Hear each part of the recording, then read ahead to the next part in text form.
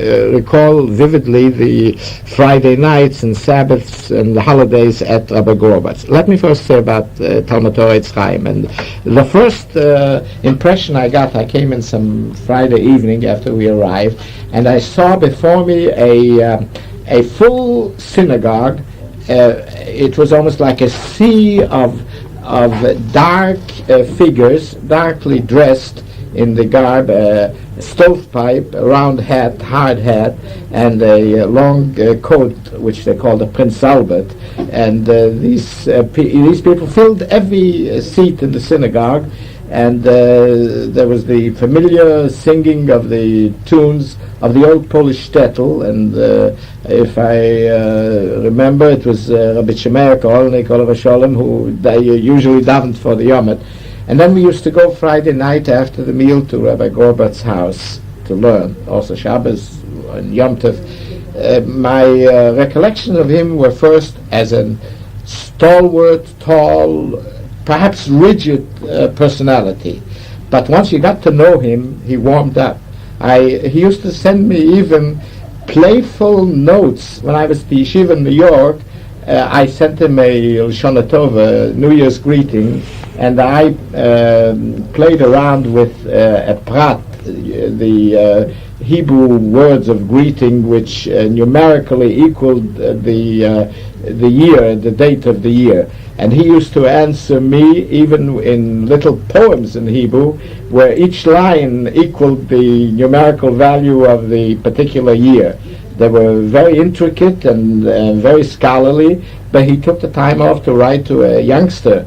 I remember also the times that he used to speak in the street for Sabbath observance, Shmir Shabbos. He used to gather people outside in some Spadina corner, I think it was Spadina corner, the Yarsi, and I, even the year that I was in Toronto, followed him, and then later when I used to come back on vacation, I was invited even to speak in the budding Young Israel at that time. I think it started on Brunswick Avenue already. Do you remember any of the people who went to Young Israel then? Well, I remember Frank Silverberg, my friend Ephraim, the Siegel family, of course, Siegel family. Yes, I mean, the children of Siegel, and there was Adele's were there. There were also grandchildren of Rabbi Weiner. That's right. And you mean Goldie, who was yes, later Goldie Gassner, and Molly Adele. All of Molly, I remember well. That's Izzy Adele's wife. Right, yes, right. They visited us in Jerusalem. That's why I remember.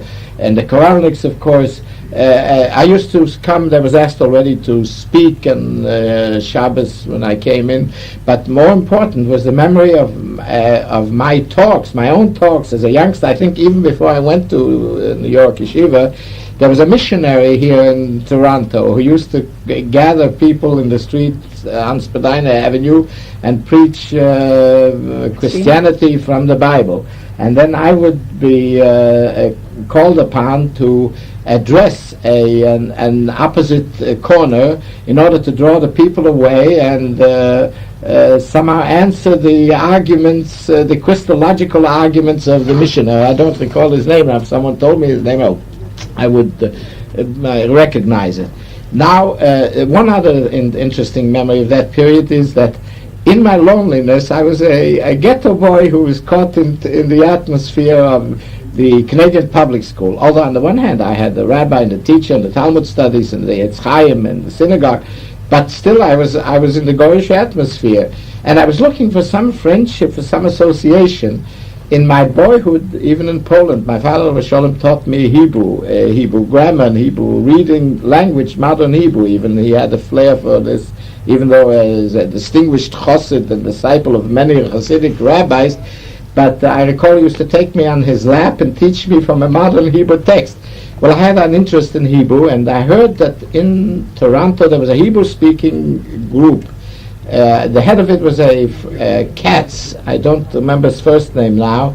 They met on Beatrice Street, if I recall. We even published a. Continue, Rabbi. We even published a mimeographed paper.